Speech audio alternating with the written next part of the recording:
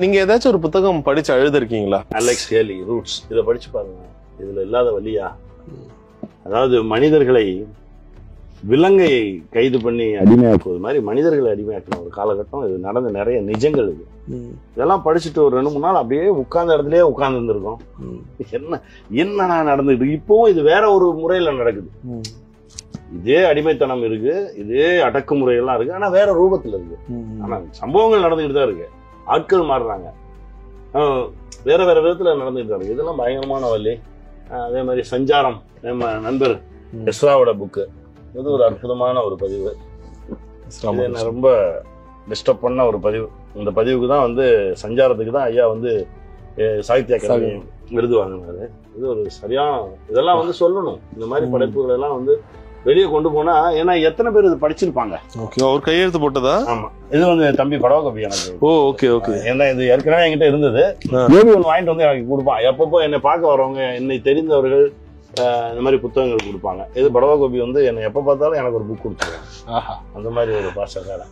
ஜெயமோகன் உலகிலேயே மிக நீண்ட நாவல் எழுதியிருக்காரு. அந்த அடிக்கி வச்சிருக்கேன் பாத்தீங்களா, 27 வால்யூம். அது 27 வால்யூம் மகாபாரதத்தை எழுதியிருக்காரு. இப்படியெல்லாம் எழுதவே முடியாது.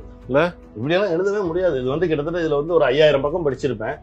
இது வந்து கிட்டத்தட்ட 27 வால்யூம் இருக்கு. ஒவ்வொரு வால்யூம் இந்த சைஸ்னா, இது சின்ன சைஸ் வால்யூம். இந்த பாருங்க, இதெல்லாம் 2வது வால்யூம். இது எத்தான் தண்டி இருக்கு பாருங்க.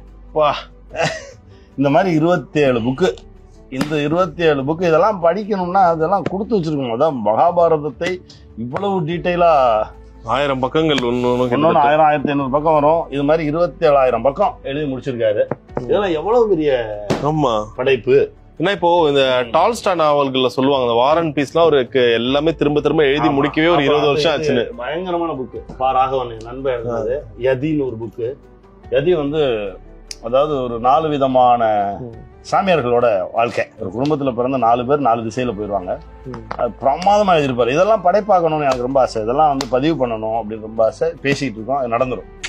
ஏன்னா இந்த மாதிரி படைப்புகளை தான், இதெல்லாம் வந்து என்ன ஒரு முறை படிச்சா முடியாது, 2-3 முறை படிக்கணும். அதே 4 முறை படிச்சிருப்பேன். வெற்றிமாறன் சாரா இருக்கட்டும், இப்ப பாலா சாரா இருக்கட்டும், நிறைய பேர் வந்து புத்தகங்களை வந்து திரைப்படமா பண்றது வந்து அதிகமாயிட்டு சார். கோடிக்கணக்கான விஷயங்கள் இருக்கு சார். புத்தகங்களை நீங்க வந்து படைப்பாக்கணும்னு முடிவு பண்ணிட்டீங்கன்னா உங்களுக்கு அவ்வளவு கொட்டி கிடக்கு. இந்த கி ராஜநாராயண ஐயா, இவர் கதை, ஒவ்வொரு கதையும் ஒரு படம் எடுக்கலாம். இப்படி ஒரு படைப்பாளி, ஒவ்வொரு கதையும் ஒரு படம் எடுக்கலாம். இவர்கிட்ட 1000 படம் இருக்கு.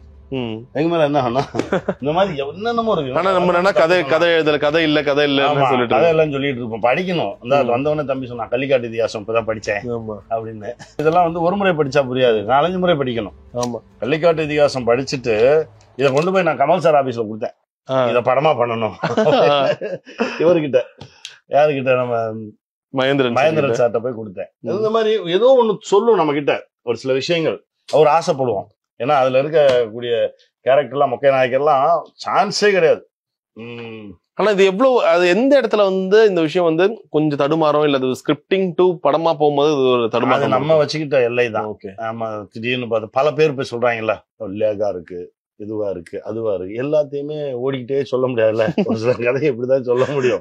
இவங்க வச்சுக்கிற பேரு, இவங்க ஒரு அளவுக்குள் வச்சுக்கிட்டு ஒன்னொன்னுக்கு ஒரு பேர் வச்சிருக்காங்கல்ல. இப்ப நிறைய பேரோட தெரியும், எல்லாத்துக்கும் ஒரு பேர் வைக்கிறாங்க. பாவமா இருக்கு. 2000 ஜென்சின்றாங்க, இதுன்றாங்க. பாவமா இருக்கு. அதாவது படைப்பா பார்க்கணும். இப்ப இதை எடுக்கிறோம் 27,000 பக்கம். ஏன்னா நம்முடைய இன்னும் 40 வருஷம் ஆனாலும் எடுத்து முடிக்க முடியாது. அவ்வளவு பெரிய படைப்பு. இதை நீங்க போய் இதுல என்ன ரேசி வைப்பீங்க, இதுல என்ன இது வைப்பீங்க? இது அப்படியே படைப்பா சொல்றதுதான்.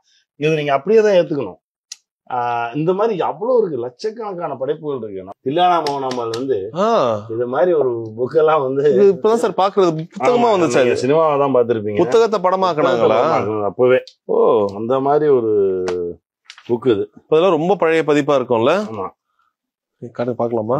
பாருங்க, பப்ளிஷ் ஆனது 1968. ஆமா, இது 3ஆம் பதிப்பு 2000 பண்ணிருக்கோம். அப்ப போயிட்டே தானே இருக்கு.